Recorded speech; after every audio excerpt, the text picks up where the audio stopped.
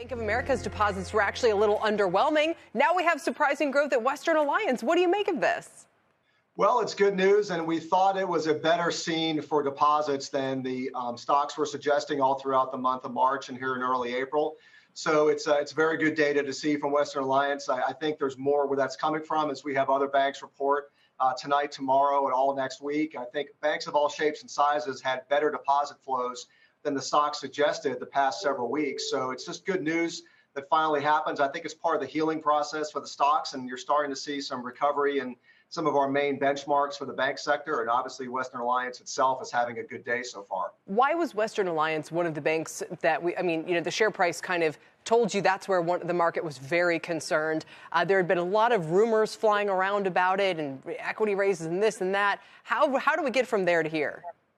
So I think the big venture capital and private equity firms had an acute issue. Once the flea was on back on March the 9th at Silicon Valley, then everyone else was panicking about First Republic, about Western Alliance, PacWest, and Signature Bank. So we obviously had the outcomes on Silicon Valley and Signature very quickly, but the other three have lived to tell the story about where they finished the month of March. And I think that's part of the therapy here is that Western Alliance goes first, First Republic's Monday, PacWest is next Thursday, and I think it's very healthy to get this information out just to show kind of where the facts are, where not only deposits are, but where capital and earnings are. And the fact that this company is profitable, and I think many other banks are too, is very helpful to getting investors to refocus on the banks. Is this something of, maybe short covering a relief rally, a 20% pop? I know normally is more than that, but these shares are still down 35% this year and by more than 50% from their highs.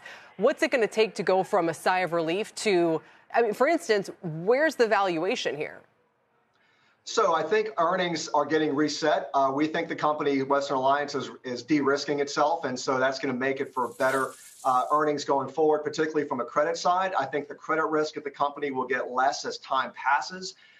Investors have to also get comfortable with capital levels for the whole industry. I still think that there's capital that has to get raised for these companies over the next 6 to 9 months, primarily just to show that they can. It's very analogous to what we had with the TARP repayments in 2009, where companies just raised capital to prove to the FDIC and to the Fed that they have access to funds. And those who don't have access ultimately will sell.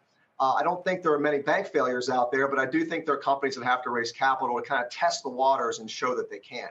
Getting earnings out and getting the new deposit flows that come out with this information and all these SEC filings is very healthy, and it's part of the process that kind of begins to build investor confidence. And so I guess just a final question, tangible book is seen to be something like $41 a share. It's below that level right now, but is that discount warranted because, the book isn't what we thought? Even though this is a quarterly update, there's still some questions going forward about the ability of people to service existing loans and things like that. What kind of valuation do you think makes sense for a name like this and maybe across the space? Well, getting back to a premium to tangible book value is step one. So for Western Alliance and PacWest and even First Republic, getting back to book value is the first place to go. I think understanding where capital levels will be as they right-size and de-risk their balance sheet is important. I think Western Alliance is telling us that capital can be stable and then expand as the companies grow earnings. Most banks are retaining earnings at a pretty good clip this year. Even if consensus estimates come down, the retained earnings, what's left over after dividends and buybacks, is actually quite healthy. So that's the mystery that investors ignored in the month of March, but I think are now beginning to focus on as the new earnings come out for all of these companies. Yeah, and it's fascinating to watch. And maybe one of the most significant data points as well from the release, about 73% of deposits there are now insured. Perhaps they've worked with clients to kind of, spread that across different accounts, maybe do some sweeps. I don't know exactly what that is, but that's up from less than half at the end of last year. And that's obviously helping to quell concerns. Chris, thanks for rejoining us. It's good to see you again. Thank you very much. Chris Marinac.